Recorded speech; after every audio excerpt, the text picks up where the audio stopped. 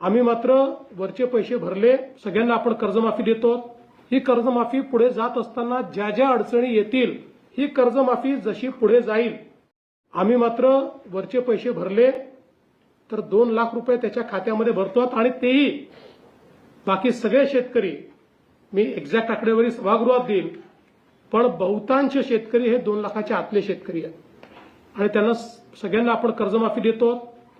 वारंवार 3-3 वेळा आपण कर्जमाफी करत असताना कुठेतरी कर्ज भरण्याची जी काही सिस्टीम आहे, ती सिस्टीम ही कोलॅप्स होऊ नये, की सरकार कर्जमाफी करणारच आहे अशा पद्धतीची भावना तयार होऊ नये म्हणून काही उपाययोजना याच्यात समितीने सांगितल्या, त्या उपाययोजना आपण केल्या। पण ही कर्जमाफी जशी पुढे जाईल तसं एक याच्यात उपसमिती केली आहे, मी आणि दोन्ही उपमुख्यमंत्री आणि काही मंत्री त्या उपसमितीत आहेत। आम्हाला सगळे अधिकार या उपसमितीला मिळालेले आहेत।